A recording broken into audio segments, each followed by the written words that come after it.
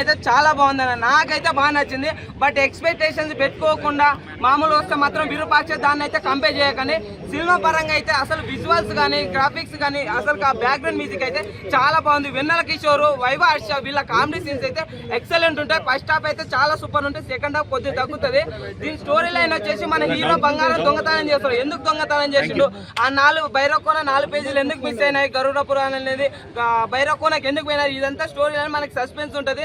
But ఇంటర్వ్యూల ముందర ఒక twist వస్తే చాలా బాగుంది నిజంగా. అంటే తర్వాత ఒక ఫైట్ చేస్తుంటారు, అప్పుడు ఇట్లా కత్తి సీన్ అంటారు, అది మాత్రం ఎక్స్పెక్ట్ చేయలేదు. ఇవన్నీ లవ్ స్టోరీ అయితే చాలా మంచి బిల్డప్ చేసిండు. కాకపోతే కొన్ని 2 సాంగ్లు ఉంటాయి, అవి కొద్దిగా నాన్ సింక్ లో వచ్చినవి అనిపిస్తే.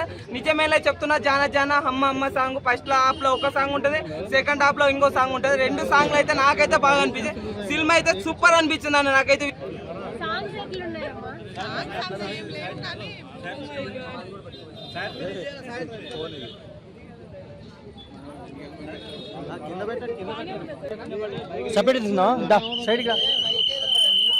అక్కడ ఎవరు ఉండాలి అనేది చాలా బాగా అనిపించింది. ఎందుకంటే కోపం, మనం గతంలో కొంతమంది కోపం ఉంటుంది, ఆ కోపంతో మనం చచ్చిపోతాం కదా. సో ఆ కోపం ఉన్న వాళ్ళే ఆ భైరవకోనలో ఉండగలుగుతారు అనమాట.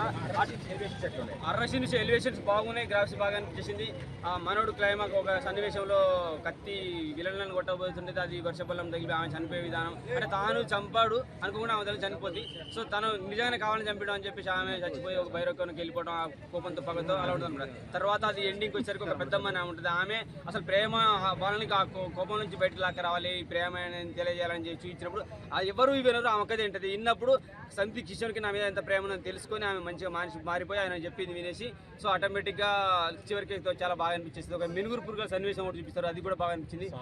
సాంగ్స్ అయితే సూపర్ అన్న, 2 సాంగ్స్ అయితే చాలా అంటే చాలా బాగా అనిపిస్తుంది. మస్తు క్యూట్ అంటే క్రైమ్ లైట్ క్రైమ్ అనిపిస్తుంది, థ్రిల్లర్ అయితే బాగా అనిపించింది. ఎలివేషన్స్ బాగున్నాయి, విజువల్స్ సూపర్, కెమెరా విజువల్స్ అయితే చాలా బాగా అనిపిస్తుంది. అడవి ప్రాంతాలు చూపించిన విధానం కూడా బాగుంది, మస్తు అనిపించింది అన్న.